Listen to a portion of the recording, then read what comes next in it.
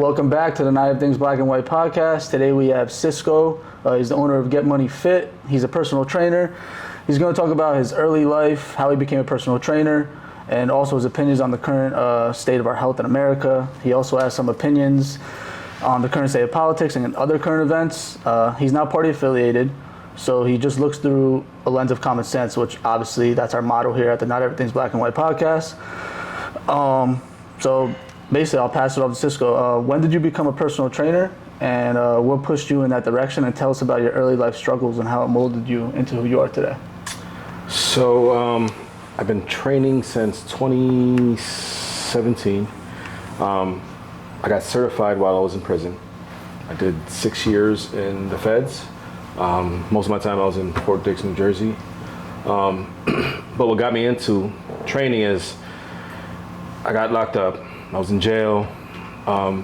There's an actual situation, not a situation, but like a thing that sparked it was I had a cellie that used to do 1,000 push-ups every day.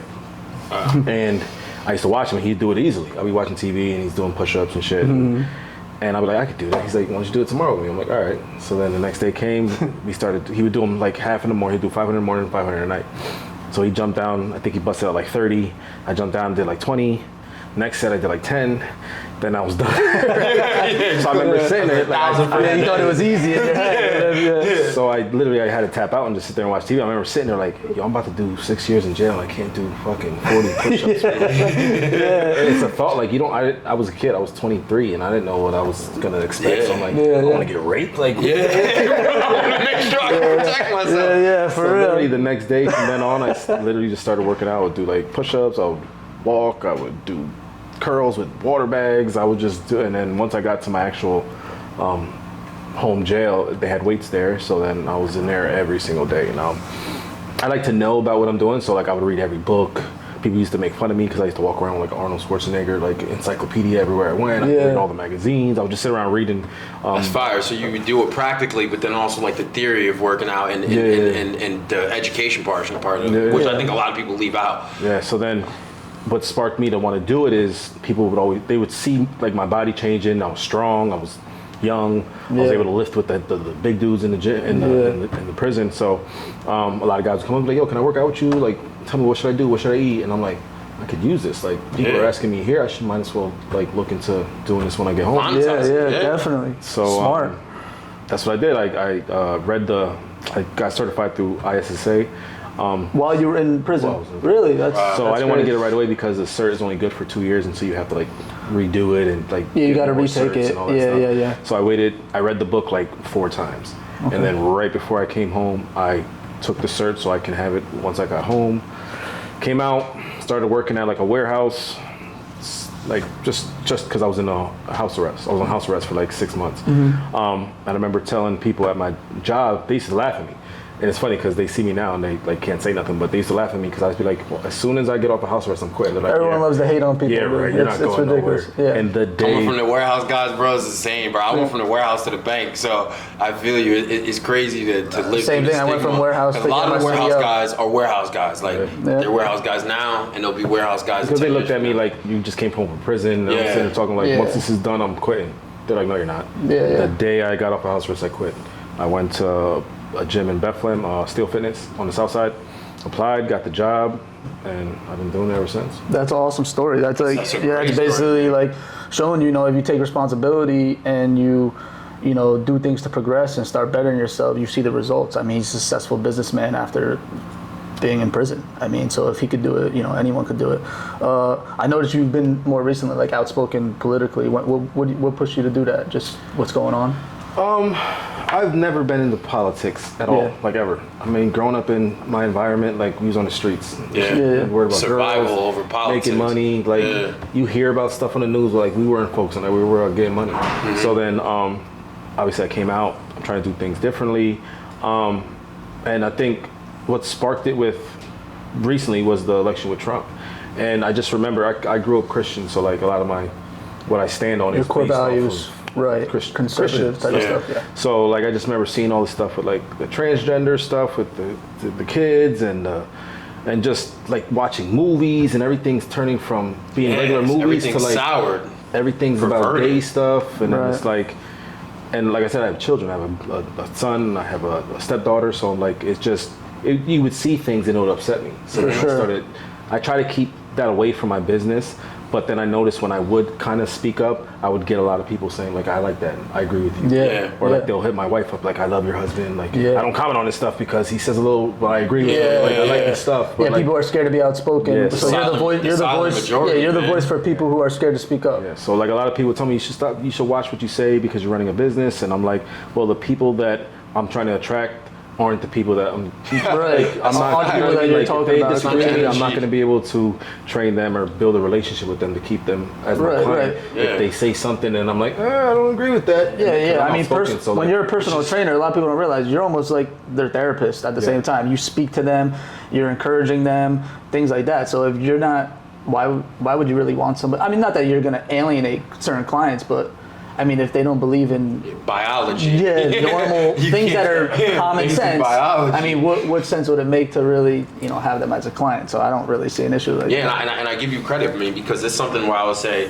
me and him both were online doing this prior to the podcast, but which I downplay a little bit, and even you did a little bit of like actually taking a step to go do it. Not until people started to reach out to us, like, wow, I agree with, especially some more of the things that I would say, like the radical perspectives of some of the stuff we presented, but to hear the everyday person reach out and be like, yo man, I appreciate what you're saying. It made me realize that it is a hero role, man, to have a business and to have the balls to be like, you know what, I'm gonna still say how I feel because I know it's the right thing, is downplayed because a lot of people don't do it. A lot of people don't step up. Even though they agree with us on a lot of these points. And that's why free speech is so important, and that's why you see all these people in power want to minimize free speech as much as they can, because free speech gives power basically to the powerless.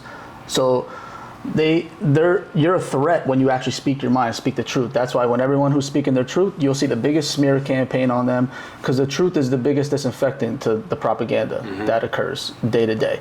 So a lot of people are scared to speak it.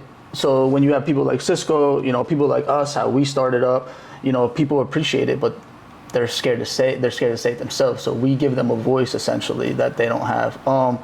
One thing I wanted to ask you about the current state of health in America. I know I've seen you post videos on, like certain statistics, obesity and things of that sort. What do you think we need to change more to get people healthier? What's the number one thing? Because obviously, I think it's working out and what you do, personal training. And I think a lot of people don't want to do that because it's the harder road. So how do you think we can inform these people basically that this is what you need to do to feel better physically and mentally? Because I feel like a lot of people don't want to do it. Honestly, I think the biggest problem we have is with speech. Like people get mad at me, like I can make a broad statement and saying being fat is unhealthy and it's not attractive. Yeah. You know what I mean? And people get offended by that. Mm-hmm. And I had a girl, I'm always arguing with people on social media. I had some girl, like, she's debating about, I forgot what we were talking about. We were talking about something with, I said I'm a prime example that, about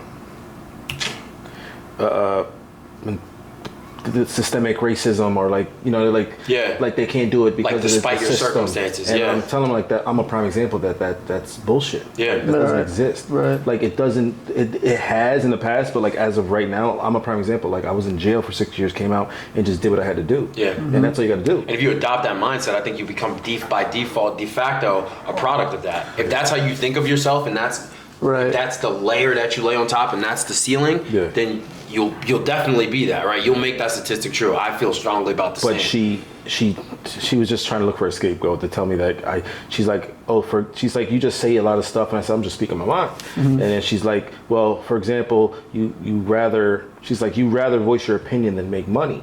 She's like, I've been watching you for a while now. I know I need to train, but like, because you won't shut up about your opinion, I will never train with you. And I was like, that's an excuse. Mm-hmm. You're using it as an excuse. Yeah, you would have signed up a while ago if that was the case. You're just saying that to make yourself feel better. I don't sit here like I'm successful at what I do. Right. And my clients love me. I have clients that have been with me for like 6 years. Yeah. Like I don't sit there and talk politics or about stuff like that unless they want to talk. Right. Yeah. We get into like an exchange. Yeah. But like I'm not just like, hey, you don't like Donald Trump, like you. Like I don't do that. So like, Isn't it funny that, my bad, I didn't interrupt you, but isn't it funny that side, like that those people that come from that side, that ideology, they don't like it when you speak out, but they feel that they can say anything they want, the most craziest things they could say. But as soon as you speak out, oh, I wouldn't be your client. That's the most outrageous thing. But you're willing to accept their crazy positions and still have them as a client. Yeah. But they're not willing to even hear your opinion on your own platform. They're like, oh, I would never work with that guy. That to me is like the perfect thing that's going on with the free speech thing, is that these people take free speech. Number one, they take it for granted. Number two, it's not that they think that you're saying something hateful. It makes them realize that they're losing in life. Yeah, that's what I feel like it is. It makes them feel like they're losing in life. It injects accountability. Exactly. They love.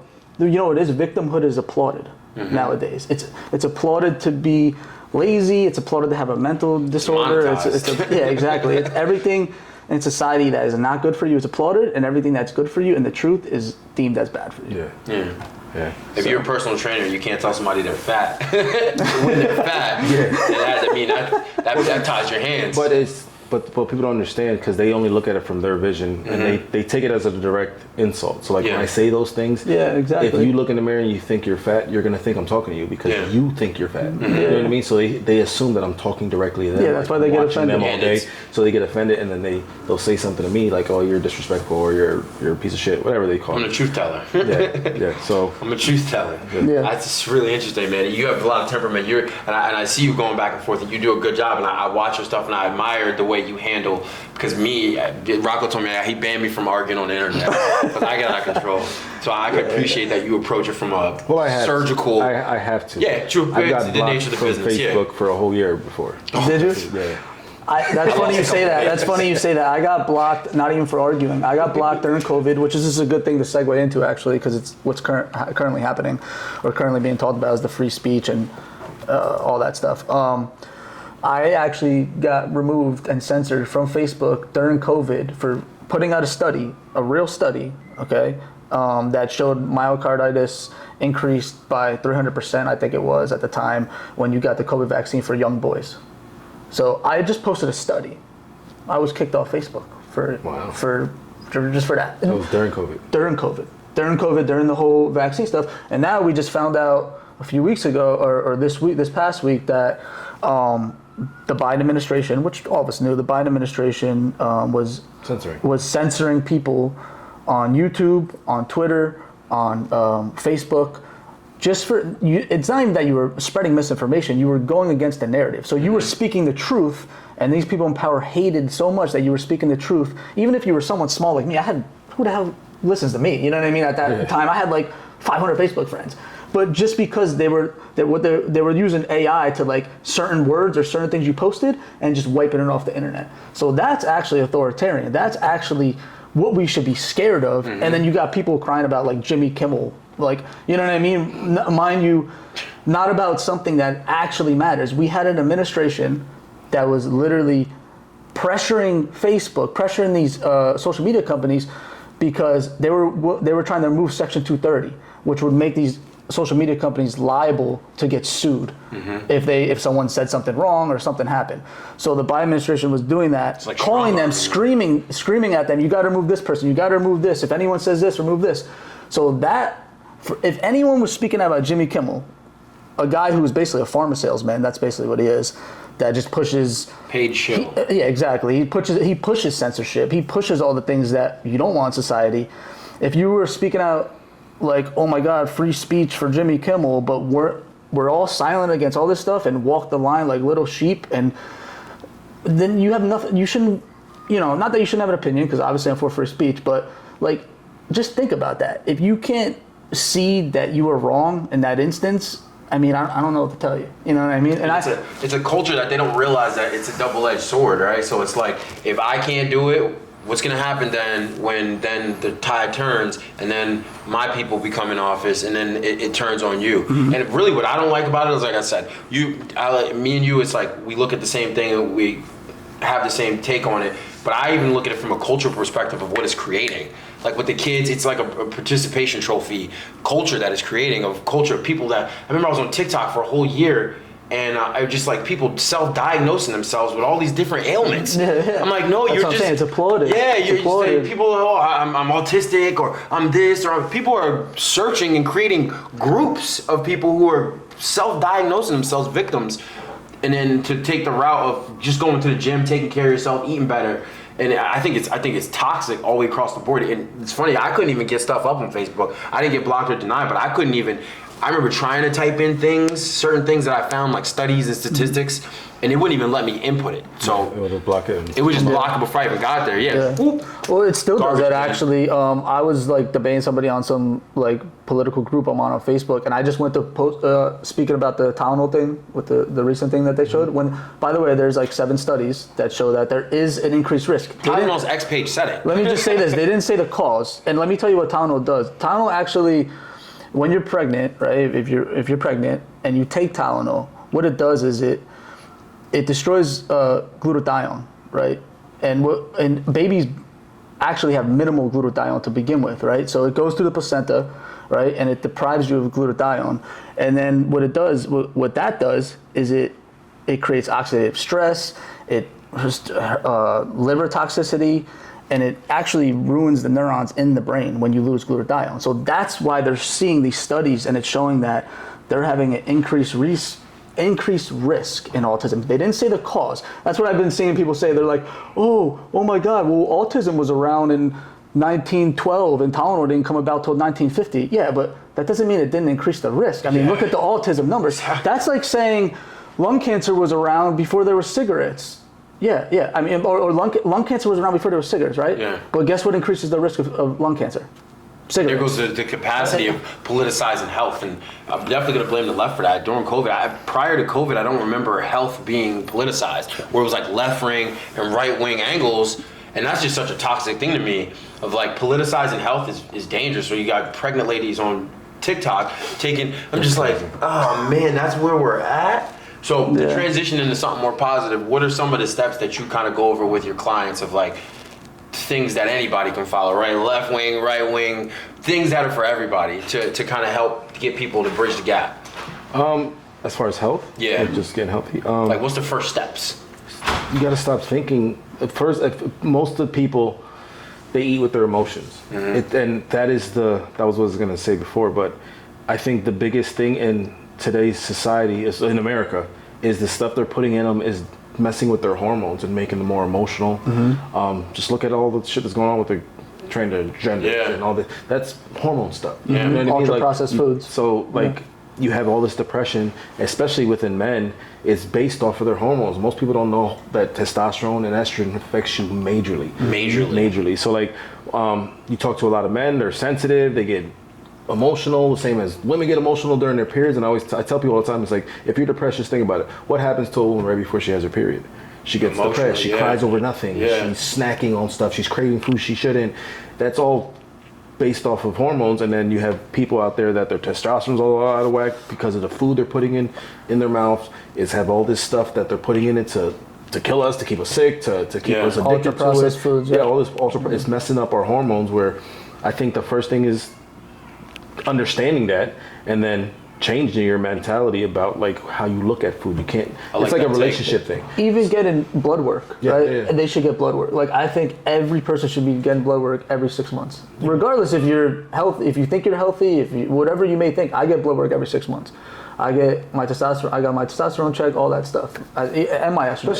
Especially for men. Yeah. Because testosterone is what makes us men. Exactly. You know what I mean? If your testosterone's low, your estrogen's high, and then you're walking around, you're always depressed, you're always sad, and you're like, no, it's I have depression. No, bro, you just don't have testosterone. Go get checked. And the funny thing is, you know what a doctor will do? You know what an expert? outside of the food. And you know what an expert would do in that scenario? If you go to the doctor and you're a man, you say you're sad, they won't say, oh, you should do full blood work and maybe see if your testosterone is low. You know what they'll do? Oh, here's an SSRI. Yeah. Here's medication. You got to be responsible. So instead of actually looking at what may prevent you from being depressed and maybe why you're depressed, they give you something that's just gonna numb you. It's just gonna numb you, and in the long run, it's not good for you.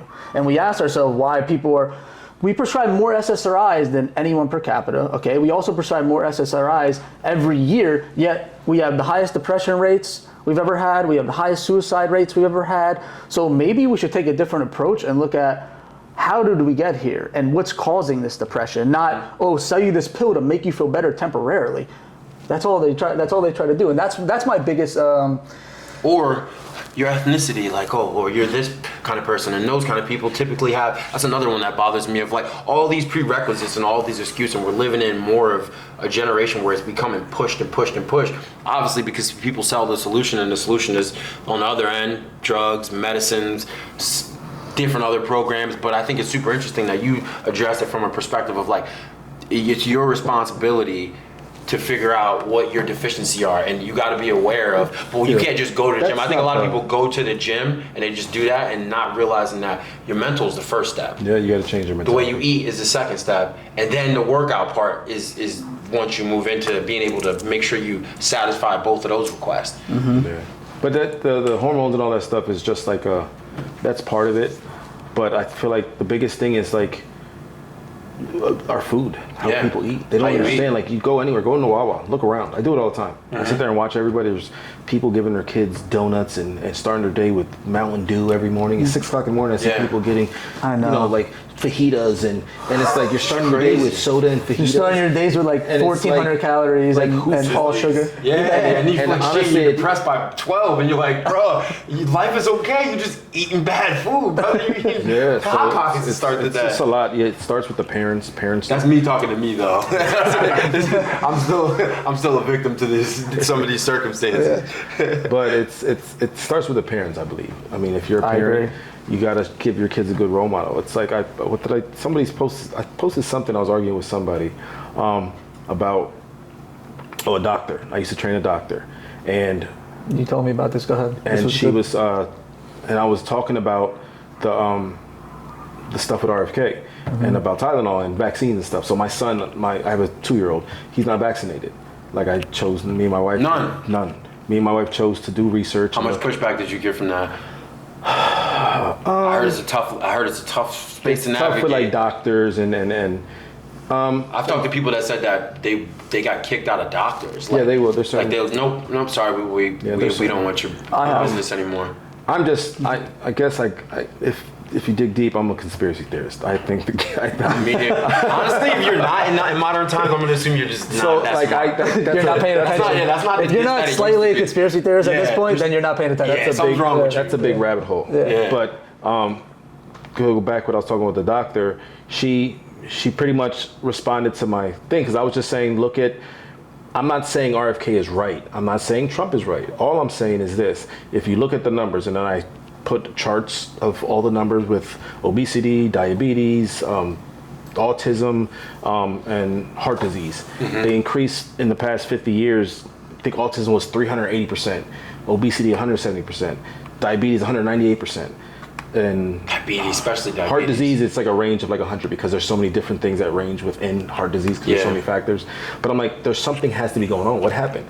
And nobody talks about it. There's never a discussion about it. Now you have this guy that finally talking about it, that Trump put in a position to at least let's take a look at it. That's what I said. I said, look at it. It's not saying he's right. I'm like, but where's the answer? Because everyone's saying, no, he don't know what he's talking about. He's not a doctor. But it's like, okay, he's not a doctor, but it's common sense. Yeah. Like, just look at it. Right. Like, what they leave out RFK too is they forget that he was in the field. He was a lawyer. Environmental lawyer. He was an environmental lawyer. So it's not like he studied. Like just some guy coming up with it. He was very involved with the process of being in depositions. He also is the chair of Children's Health Defense, which looks into all these studies of vaccines and food.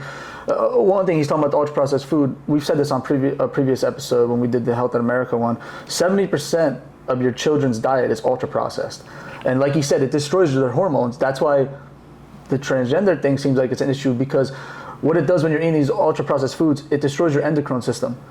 Okay, in your endocrine system. So what it does is these young boys, when they're developing, their estrogen's getting higher and their testosterone's getting lower.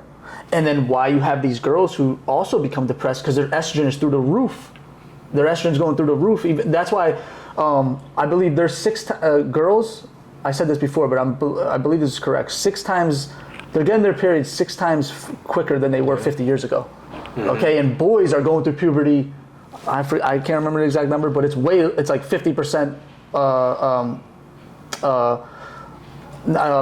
They're going through puberty like half the age that they were, not half the age, Yeah, but imagine your you know wife what or I'm saying? girlfriend on their period and then times it by 6. And for my household, that would be the end of me. And I want to talk about vaccines real quick. With him, though, I wanted to see what was, because you talked about the doctor, what was their take on it?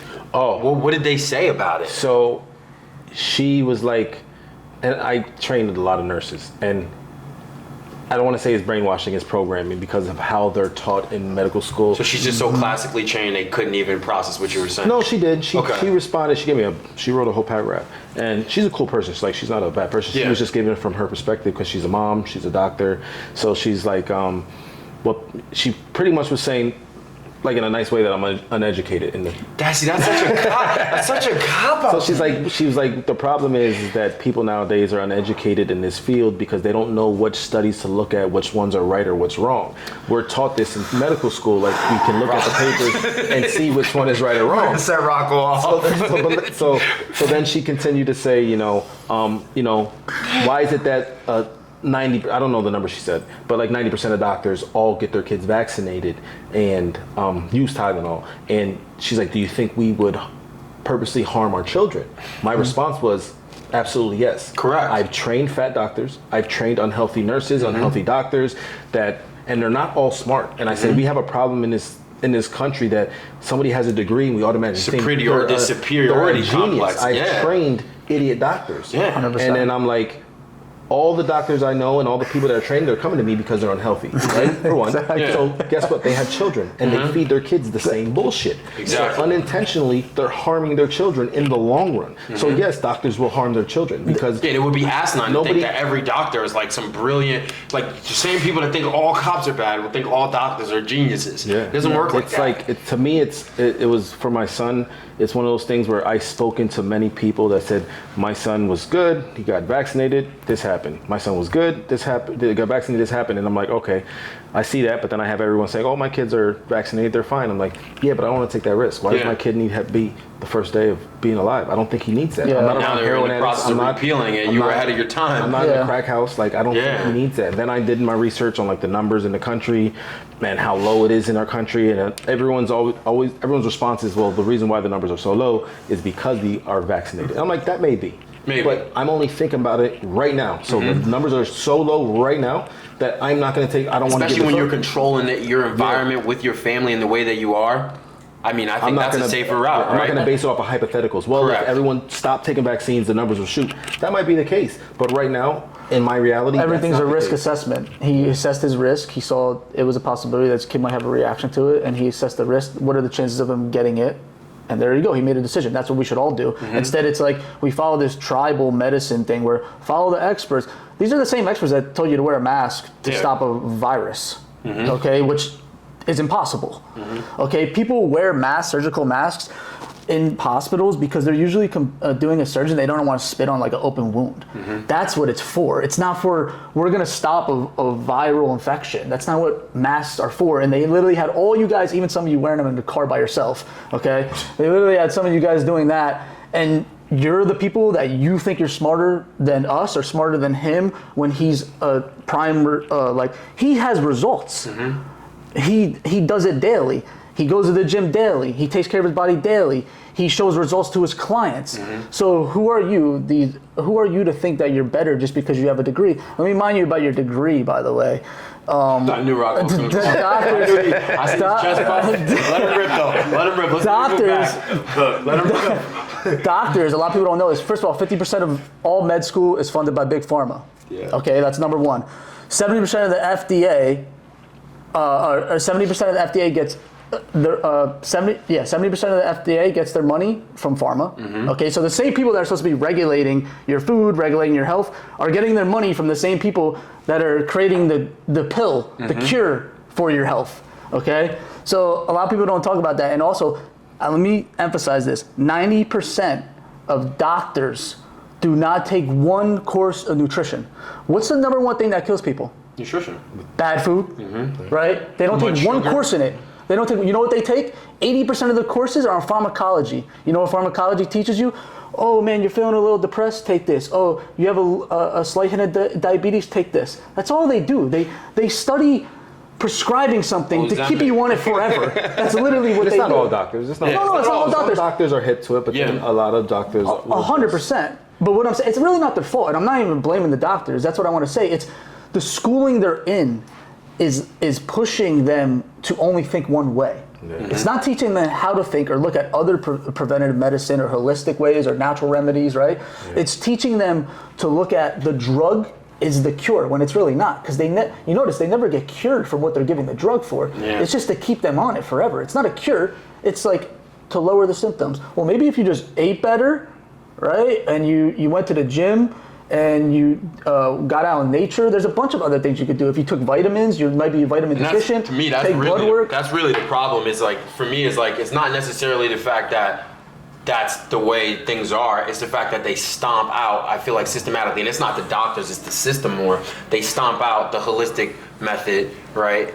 And even on social media, they call you like a crazy person. Yes, to me, over the course of COVID, I think that science has took on this thing where it became religious almost. Yeah, it definitely One of the is. major reasons why it was like an aha moment for me was I took him to like a checkup, and we went to the doctors, and we check into the, you walk in and give your name and stuff, and she's like, all right, sit down. She's like, hey, take this pamphlet, and the pamphlet was it was for a vaccine. And she's like, hey, read over this. And it was I think it was the HPV vaccine. So boom, she handed it to me. I kind of looked at it, whatever. For him? For him, yeah. HPV vaccine? I think it might have been. Don't quote me on that, but it was a vaccine. It was some vaccine. Wow. Well, that wasn't the one around that time. That's too early. Then we went into the office. Another nurse came in, and she's like, hey, did they give you that paper on the HPV vaccine? I'm like, yeah. And I'm like, my vibes are off? Yeah, so then the doctor came in. The first thing the doctor said was like, hey, what's your name? How's everything going? All right, so yeah, we're actually pushing for parents to try to get. And I'm like, why are you selling me this vaccine? I know I do sales. Like, I know a sale. Like, you're trying to put it in my brain to get this vaccine by the end of this visit. Why? You know what I mean? I'm thinking, like, why? That's are you another pushing problem. for The that? profits. Do you know why? Oh, I know why. Yeah, they get incentives. They get incentives. And that's, why? They get incentives. So even pediatricians get incentives based on the percentage of clients that they have vaccinated. Okay, they were also getting big bonuses for the COVID vaccine, which everyone called as a conspiracy theorist when we were all saying that, right? The conspiracy, like he said, he's considered a conspiracy theorist. He's really not, in my opinion. I think he's just a realist, and he looks at, risk assessment, right? Is this worth the risk to do? Right, that's how we should all live life. You know what I mean? That's what we all should do day to day. Theories to like just going against the narrative. That's really right. what They call you conspiracy theorists. Like been watered down. Right. They call you conspiracy theorist if you're just going against the narrative. Exactly. That's all it is. Essentially what it is. That's all it is. And even like that, it's like I said, I feel like science became religious, man. Where it's like, so this is the way I think of it. There's no drug in the world. There's no food in the world. There's no any supplement in the world that you can apply equally to every single person to get the same response. Exactly. To some people, a peanut is a peanut. Yeah. It's a delicious snack. To some people, a peanut is death. And that's how I look at the vaccine. And that's how I look at the vaccine, especially because now we know. That's why it's your choice. Yeah, now we're so much aware. We have people like you that we're so much aware of health, and we have people that have like taken the time. Yeah, and that's how I've always thought of it. Like my kid, because I get clients that say all the time, my kids are fine. They got the vaccine. Yeah, we come from different backgrounds. So to me, it's like a Russian roulette. Exactly. I could eat. You could eat something, right? I could eat the same food you eat right here, right now. And I could have a completely different reaction to it. Even my gut, the way my mental takes everything. My hormones take it than you do. So who the hell are you to tell me that maybe my child that is a fresh newborn baby might have a certain reaction different from your child? Yeah. It's such a weird way to think about it. And now that people are finally getting the opportunity to come out, and during this administration, I hope that they keep pushing for it so it doesn't get silenced anymore. But during the pandemic, the first thing I saw, and I forget how I stumbled, it was by accident. I didn't know medicine to think of it in that kind of light. I didn't really get vaccines as an adult just because I don't go to the doctor that often. Yeah. It's been offered to me, but I go for my yearly, and that's about it. I'm usually pretty healthy. So I wasn't anti-vaccine, but I got to listen to this guy talk. He ended up getting banned, but he was going through the injuries, and he was the first wave of like, hey guys, there's a big problem. Like, I'm a doctor, I'm giving these vaccines, and it's leading to some heart issues, and I've seen some really adverse effect. It was with the Moderna one, which I think they eventually shelved for a little bit and then brought it back.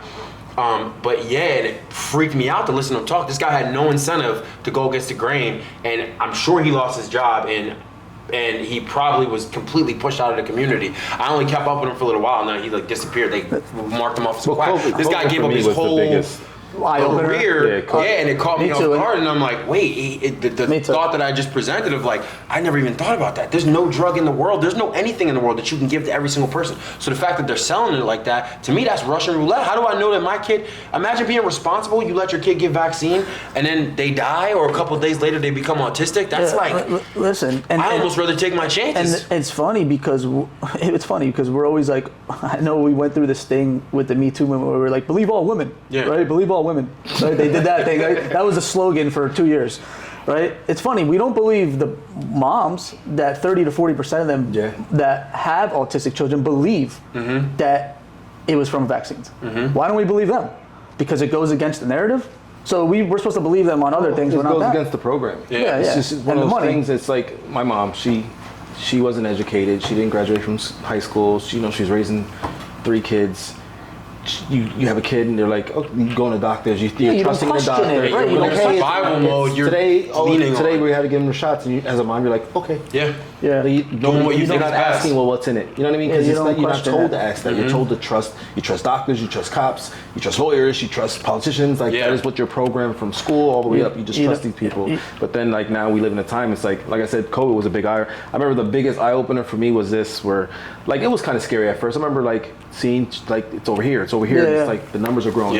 Like I remember the first case that happened in PA. I remember the picture, seeing on news. It was some heavyset dude. He looked like he weighed like 320. He had a cigar in his mouth, and they post him all over WFMZ, 69 News, and they were like, the first case of someone dying from COVID in the Lehigh Valley. They died. He had no underlying issues, and he died. And I'm looking at this picture. I'm like, he has a cigar in his mouth, and he's fat. No underlying issues. Literally, it's attacking people's lungs. He has a cigar in his mouth, and he's overweight. Like those are underlying issues. Correct. So I'm like, oh no, there's something wrong here. Like, why I'm gonna tell you, everybody has that moment during COVID. You're like, wait. I'm gonna tell you my little thing. So as soon as it happened, I didn't stop doing what I was doing. I didn't wear a mask. I didn't care, whatever. Because you know what I did? The first thing I did is because I've always, by that time I started becoming privy to whatever the mainstream media push. Whenever the mainstream media's in unison, that's where you do your research. Usually it's the opposite of what you should be doing. So whenever you see like them in unison on something, there's something going on because they're all captured by pharma. Let's be honest, they really are. They're captured by pharma, and now that people stop watching, that's how they stay on the air. Yeah. So my thing was I went on worldometers.com. So if you go on worldometers, you can look at all these causes of death and guns, everything, right? So I was on worldometers, and I'm like, it's like showing the tally of like COVID deaths, right? So I'm like looking at it, and I'm like, let me look at like the average age of death from COVID. Average age of death says 72 years old. Wow, I didn't even. So I'm like, and then I look at, okay, what young people died. There was more 100-year-olds, I didn't even know this many 100-year-olds existed. There was more 100-year-olds that died of COVID in PA in that first year than there was people 50 and under. Wow. So it's like, I was looking at that like, okay, so like the average, and you know what the average age of death is? 72. Yeah. So a lot of these, and then it showed 3 or more comorbidities. So the people that died had 3 or 3.5 on average comorbidities. So if you're looking at that, me as someone who assessed my risks, like you do, right? I looked at it like, all right, well, I'm just gonna keep doing what I'm doing. And listen, I told my family was arguing with me. They were upset with me about it, and I said, listen, I'm healthier than all of you. I'm not peak health, but I'm pretty freaking healthy. You know what I mean? At that time, I was like 30. I'm 34 now, right?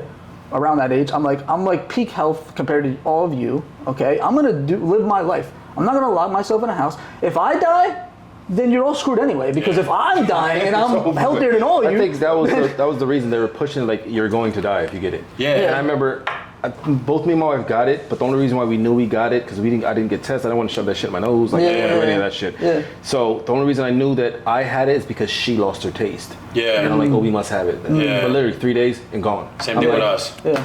I lost my taste for a significant time, but now it was a breeze for me. I'd say I have stomach bugs that were worse than that. I got the whole thing because like my mom. So brings it back to what I was saying, and it shut up a lot of people because people always talk about like, oh, doctors know what they're doing. And my argument, this just happened recently to me, but my mom got misdiagnosed with lupus for years. Wow. Seen multiple doctors, specialists, and just like maybe like 2 months ago, she reached out to me and my brothers and was like, they misdiagnosed me. I don't have lupus. I have a connective lung disease, which is serious too. Mm-hmm. But I'm like, if multiple doctors can make this error, of course they can make errors about the vaccine. Absolutely. Of course they can make errors especially when you're getting paid. It's like how difficult it is when you get 70% of your funding, you're getting kickback. It's pretty hard to go against the grain on that. To make a system like that, it's problematic. And they just had her on medications. Now they had to switch up medications. So like me, I'm telling her, like, all right, mom, you got to try to like exercise, do a little bit more. And it's hard because she can't really breathe well. She's on oxygen. But like, I'm trying to teach her, like, there's other ways you can like lose weight, like do a little bit of exercise, eat healthier. Like that's gonna help prolong your life.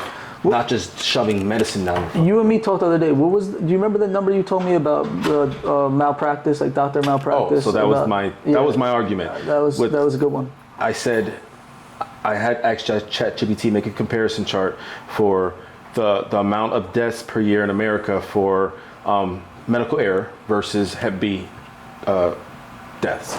So it was on the low end. It said it's like 98,000, but on the high end, if you incorporate like giving someone the wrong medication and all that, it was like 245,000 people a year die. And let's clarify that. So you're saying the malpractice of doctors, medical errors. Medical errors. So like the misdiagnosis. There was two studies. Surgery, whatever. Done in like 2020 that showed it was like 98, the high end 98,000. Then there was another study done more recently where they incorporated more things in the medical error area, like umbrella. A more honest, probably representation of it. It was 245,000 people per total or per year. Something, I think it was per year, versus 1,700 deaths from Hep B. So I said, looking at it from a parent standpoint, and I'm actually comparing it to, like, okay, should I get my son the Hep B vaccine? 1,700 people in this country died versus 245,000.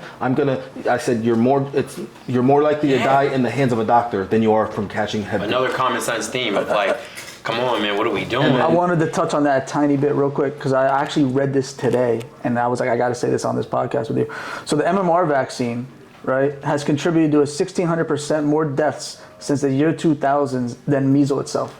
So the vaccine kills more people than the actual disease. I mean, but they're like, oh, you got to take this or you're going to die. So it's like... stuff like that is when, we won't touch on it too much, but then that's when it starts to going down the conspiracy rabbit hole. The stuff we're talking about, it's not conspiracy, it's against the narrative. But that's when you start the question of like, it makes me a little concerned of what are we doing here, and it feels purposeful. There's plenty of people that are smart enough to know. But that's the thing. If you look at stats, and that's the biggest, I think, because I don't like that side, this side. I just think it's just people, and people have different ideas. Yeah. Right. And I think it's logical. I look at that number and I'm like, okay, right, this is my son, these are my kids. I have to look at it logically. These numbers, so especially with the Hep B. I remember looking at the Hep B and I broke it down to like how many deaths, how many people get it, how many people. I think it's like 99% of grown adults that get Hep B. It goes away. Unless it's chronic. If you have a chronic, it can turn into chronic if you don't manage it. The risk versus the reward is... It goes away by itself, and then you create an immunity. Yeah. And it's like, okay, let's look at the numbers. Then I broke it down for like 50 states. So like within the 50 states, it's only like, I forgot the number. I'm just going to give a hypothetical. It's like 300 people per state have it. And I'm like, that's not a big enough risk for me to do it. And if you were to really look at it, let's look at the situation. How many of them are drug users? 90%. Yeah. Well, that's the thing. Like, a lot of people... We're curtailing a whole process for people that are already fringed. But the people that they're giving it to don't need it. Like that's the thing. Like this is we talked about the Hep B vaccine before. So the Hep B vaccine was originally manufactured for promiscuous people or drug addicts. That's literally what it was manufactured for. The problem was those people weren't taking it. So the manufacturer lost so much money. And it's based off of your person. Like if you're a nurse and you work in the ER and you have a kid, then maybe you should. Right, it's a risk. You're coming you with have a risk higher with all risk. these sick people. Right. You might get a needle and then you have a baby and then you get it. That makes sense for me. It should be a choice. It shouldn't be. And it shouldn't be looked down upon like you're some crazy person by making that choice and then for your child. Maybe in the future I might be like, you know what? Depending on the situation, maybe my kid, life look whatever. Like, maybe my son might need the Hep B vaccine. Exactly. You know what I mean? Exactly. I feel good about it though. I feel like we're heading into an era where that will become more normalized. Like you being one of the first wave of parents that are not vaccinating their kids, I think that's super dope. Of people that are finally starting to break away, because I've been told from my friends, because we have these conversations, that there is a lot of pressure. When you're dealing with your physician and have people that have been sent away, like you can't take your kids to school. Yeah. You can't go to certain doctors. So like it's it's scary because they pretty much put a gun to your head and say it's either this, your kids can't go to school, they can't go to the doctors. What are you gonna do? And then as a parent, like. You're like demonized. You're demonized as a parent by doing something that you think is in your child's best interest. That's the problem with it. Yeah. It's like, and they'll look at you like I said, they looked at you like you're the uneducated one. When you're looking at the numbers and you're assessing the risk. I don't have to go to agree to. It's not like you're like. It's not like you did research in a college dorm. I'm doing it from my couch on my phone. Right. That's another customized to my life and my family. See, that's another thing that pisses me off. That's another thing. Facts. ChatGPT is changing the game. Yeah. That's another thing that pisses me off with the expert shit. Because, listen, you could study biology. Biology doesn't change just because you study it. I could look at the same shit you looked at. It doesn't change. The studies don't change. The research doesn't change. There's a bunch of research. Obviously, there is studies that say vaccines don't cause autism or health issues, but there's tons of them that say they do. Yeah. So how about we, as a parent, instead of being demonized for it, how about you allow us to make our own choice as a parent and not make it seem like we're some crazy person by doing something. Another thing I always do is kind of like the other thing when I'm talking to people about this is common sense. Like, let's zoom all the way out. Every 100 years, every 50 years, every 25 years, how much does medicine change? How much does everything change? Exactly. 100 years ago, those guys thought they were brilliant, right? And they were doing some wacky stuff. Yeah. There was cocaine inside Coke. Like, you know what I mean? That's less than 100 years ago. They were spraying kids with DDT. Or when they were saying that cigarettes weren't harmful. Yeah. Or they said opioids wasn't addictive. Which they knew it was, by the way. They knew opioid, just like the same way. Mm-hmm. There are scientists, I'm sure, that know some of these things are harming children and they're still continuing to push it. Yeah. They knew, if you look at documentaries, documents, they knew that opioids were addictive. And they literally lied on purpose and prescribed this shit was like it was Tic Tacs to your kids. And now they're just coming out they're saying, now all of a sudden it's like, oh, well, no, this is safe. These are the same people that push that. Like, that's what I get. That's what frustrates me so much. It's like, they want you to follow what they say. Oh, follow what we say. Science. Like you said, it's became a religion. But I always say this, right? Look at the results of how where it's gotten us. Yeah. We're the sickest. We're the most depressed. Most mental illnesses. Most suicides. All these things. And yet they're telling you, follow us. Don't listen to these people that are actually starting to question the narrative. Yeah. Don't listen to the guy that works out and takes accountability for takes accountability for his body and makes a choice for his kid. Speaking of the next generation, now we want to. I want to have. Yeah, I want to have. Oh, you want to cut? Yeah. Come on over, brother. We gotta slice through and get the next generation's perspective.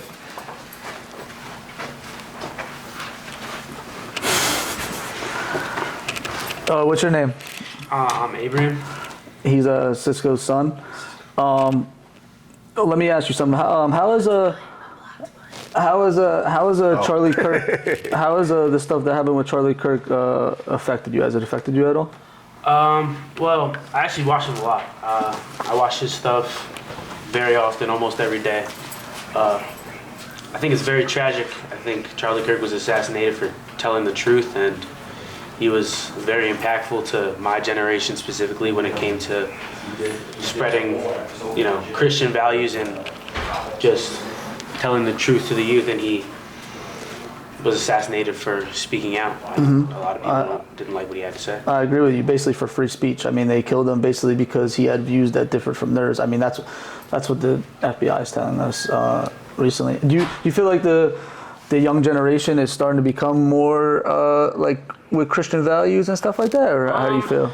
Slowly, but it's difficult though because a lot of people are programmed, and one of the things Charlie Kirk liked to talk about a lot was the fact that parents aren't teaching their kids enough good values. Like I grew up, and he always taught me like right from wrong because a lot of his values are based on the Bible, and like I think it's very difficult to convince the youth of a lot of things when the media and a lot of the government is pushing the exact opposite so much. Exactly. Yeah, I agree with you. It's hard for them to get out of that like tribe, and that's good that you meant. I mean, that's why I think the most important thing, especially in a young man's life. I mean, young man and young daughter is a a good role model like your father. Like, you know what I mean? He's at his own ups and downs, but he's showing you what you're supposed, the good values and things that you're supposed to be.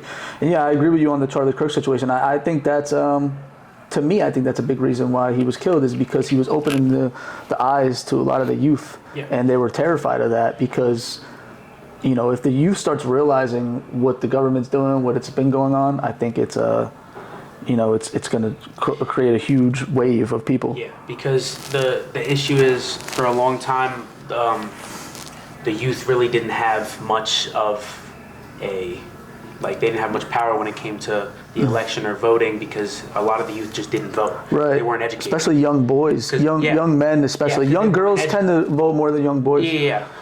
But like, they were super uneducated, and people like Charlie Kirk would go to these colleges and just be like, I think this is wrong. Like, try and prove me wrong. Let's just talk. Right. Which I think is the best thing that we can do as a country, is because the second people refuse to communicate their differences, that's how it becomes violent. It gets violent, and there's a lot of division. Yeah. And I think the beauty of this country is the fact that, like, I could say I disagree with you, and I think you're BSing, prove me wrong. Exactly. I agree with you 100%. You know, and that's, you know, we try to do that on the podcast. Obviously, we're not right about everything. You know what I mean? We're never going to be right about anything. No one is. But we try our best to give context of everything. And honestly, we're not prescribed to, like, any ideology here. We look at things from a common sense perspective, really. And that's what I feel like everyone should do. But I feel like everything's become so tribal and things like that. But how about your friends? Are your friends into politics, or are you just kind of into it? And when did you start getting into politics? I started getting into politics more recently, like maybe the past 2 years, because around 8th grade. My best friend is like very much into politics, but me and him are the really only two people that I know that are very much into it, and we talk about it a lot. Yeah. Because we see that it's very much an issue, like a lot of the things that are happening in the world. Yeah. It's crazy, especially things like what happened with Charlie Kirk, because people dying because of just talking shouldn't ever be a thing. Yeah. How about in school? Were a lot of kids affected by it? Were a lot of kids, upset about it? Or were a lot of kids didn't? Well, I go to like a fairly like a lot of the families that in my school are very conservative. Yeah. So I think a lot of people saw what a tragedy it was, but a lot of people aren't in tune with politics, so they just saw like, that's bad, like a man died. Yeah, for sure. Kids who don't have a dad anymore, like that's just sad. Yeah. But then there's also some people who, like, I was at school and I was at lunch and my friend came up to me, he was like, yo, some girl in my class today said, whoever got Charlie should get Trump next. And it's like, what kind of sick person do you have to be to say something like that? Yeah, And I don't think that it's on her, I think it's on her parents for for sure. I agree with you. You can't blame her for that. That's for sure. What do you think? What do you think is the biggest issue? Because you're not old enough to vote yet. But what do you think is the biggest issue going on, like for young voters, like young kids? What are they most concerned about politically? Like, what do you think they're most concerned about? I think one of the problems is they aren't concerned about the right things. I think a lot of young voters are concerned about things that really we're the only country having issues about, like talking about abortion and saying that, like, oh yeah, I should be able to kill a baby, like, or debating against that. I just don't think that makes any sense. Yeah. And I think debating over people can change their gender, or if a man can, dunk on some 22-year-old girl in basketball, I don't think that makes any sense either. Yeah, I agree with you. Common sense, right? It shouldn't be it shouldn't be an ideology. We shouldn't be having debates about things that. John, I think we found your replacement. I was gonna say, he's cooking right now. Listen, I think it's admirable what you do, man. Listen, we gonna run you through the political. We got to touch base with that. You're gonna be our candidate in a couple of years. The way you're talking, and the fact that you pinpointed the thing with the young voters. That's the thing I think with politics in general. It's interesting that you said young voters have that problem. I think old voters have that problem too. Yeah. Oh yeah. Sure. It's been turned into such a sensationalized process that things that it was intended for were so far off because it's easy. Because it's easier to control what everybody thinks and what everybody does when you have them arguing about stupid things like this. It's like, what's the saying? It's like the best way to keep a person in jail is to never let them know that they're there. Yeah. So. If you just constantly argue about if you just constantly argue about dumb stuff all the time, you never notice the genuine problems. Real stuff. They're not talking about taxes. They're not talking about regulations. They're not talking about anything that matters. They're talking about silly stuff. And I love that it's kind of getting better because, like, if my generation isn't educated, like, when we go into the voting pool and we start voting, it's gonna be chaos if nobody knows what they're talking about. Well, that's what the whole election was based off of. You have a group of people that have. I think the big difference between, like, if you want to say sides, is you have people like us that we do things for our family. Like every decision I make is based off of my children and my family. Where these people are taught everything is about self. It's about the very pleasure. It's about doing what's great for you and what you want to do. And like, I don't wake up every day and do what I want to do. I do what I need to do for my family. Of course. So that's the difference. Is that you have these people that are teaching their kids, like, it's about you. It's if you want to, like, if you feel this way, do this. Yeah, I had friends tell me, because there's one thing that, like, I get everyone's open to their opinion, but abortion isn't one of them to me. I feel like there's there's a crack in the earth between, like, either you're for life or you're not for life. And to me, that's common sense. And it's just like, you have these people they'll fight for that, and it doesn't make any sense to me. But it's based off of the fact that they have no moral. There's no morality. And isn't it weird? So he's a young man. Young girls, their number one issue, their voting issue is abortion. Yeah, that's what they... Number one. Yeah, that's what they're... Young boys... play to that. Young boys, so I saw this poll. I actually made a video on this maybe like a few weeks ago. I saw this poll. They showed... So young boys that voted for Trump, their number one issue, so like 18-year-olds, I think it was like 18, Gen Z voters, basically. Their number one issue was that they want a family. They want to make enough money to have a family. That was their number one issue, the number one thing they were concerned about. Young boys, which is good, right? That's what you would want for young boys. You know what young girls was that voted for Kamala? Abortion. Yeah, so number one issue. And their last issue, only 3% said family. So we're on completely different. That's the problem. Yeah, that's what I'm saying. Like one side, it's a problem because the girls that are voting that way and the boys that are voting the other way, they're so far off from each other. It's unnatural too. Yeah, it's so unnatural. Like, girls are supposed to be like, when they see a baby, they're like, "Aw." Nowadays, they look at babies and they're like, "Ugh." It's wild to me. It's crazy. It's like that's like one of the most beautiful things in all of life is creating new life. Like, it's amazing. And the most beautiful thing is having a family and seeing your child progress and do better. The same way you're seeing him. Look, you're seeing him. This kid's more knowledgeable than 99% of adults I've spoken to on politics, and I've only spoken to them for 5 minutes here. So, like, that says a lot. You're seeing your child, mold into what you see as a good person. That's like the most beautiful thing. And people, we want to only listen to the experts. We want to create a new generation of experts. Yeah, exactly. A new generation of people that use common sense. That's really what the biggest issue is, I think, is nobody uses common sense anymore. And I love that. And another thing that I really loved about Charlie Kirk is that he gave young people that platform. Because I think another issue in the government for a long time is the reason young people weren't knowledgeable is because a lot of the government didn't give them a chance to be knowledgeable. Because they didn't care what they had to say. It's so when Charlie gives college students that platform to come up and be like, well, let's just talk.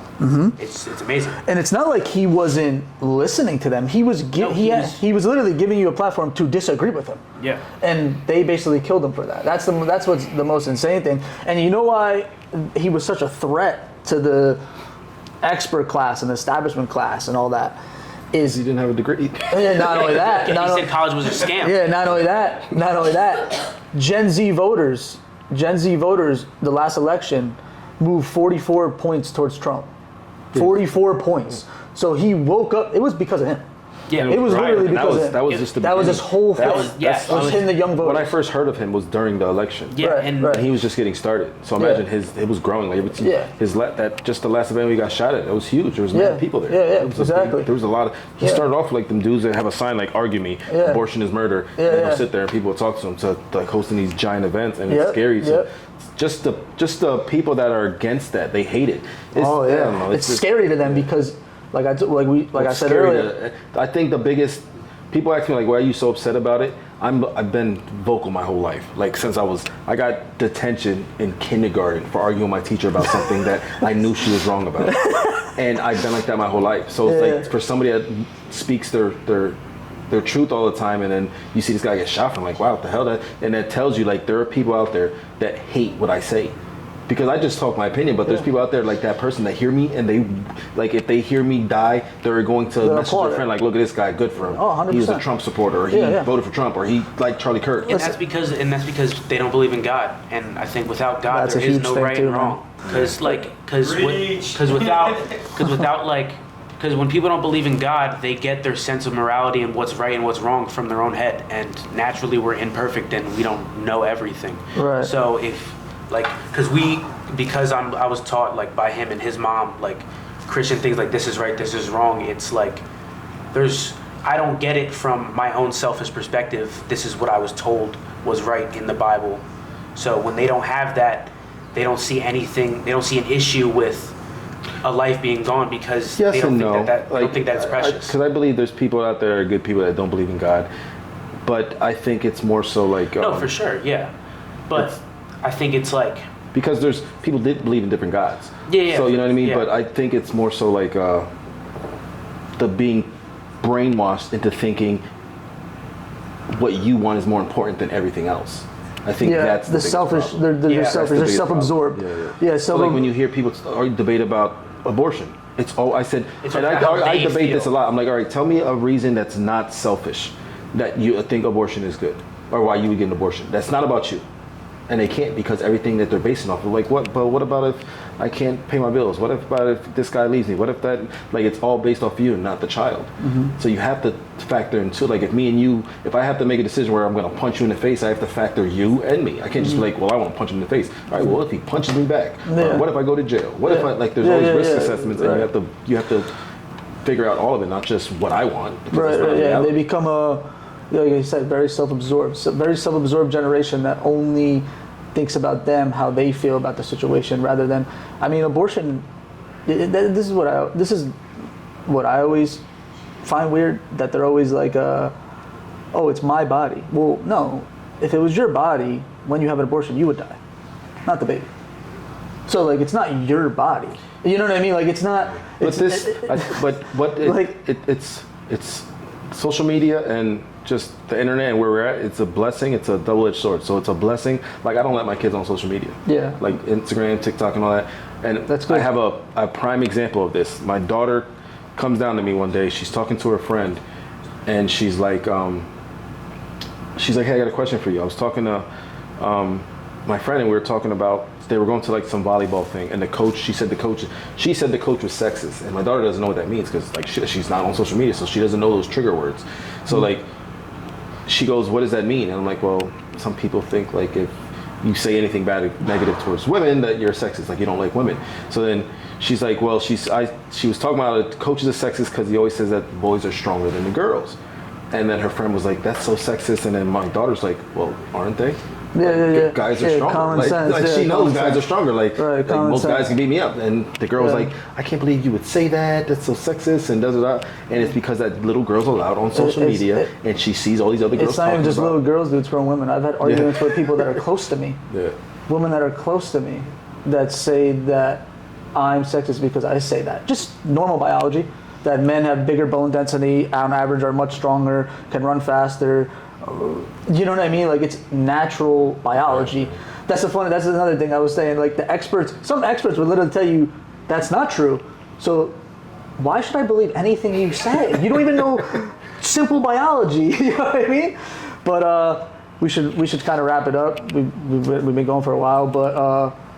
Do you want to plug anything? Did you Get Money Fit, your wife's business? You want to talk about that a little bit? Yeah, I'm a trainer. I mean, I train out of Supersets in Easton, Allentown, Bethlehem. My wife just opened a med spa in Easton as well. She just. And how do they find you on Instagram? Do you know your at? Get Money Fit. Get Money Fit. Get Money Fit. My wife's is Elysium Aesthetics. Okay. Yeah. Okay, that's about it. Thanks, guys. Wait, wait, John.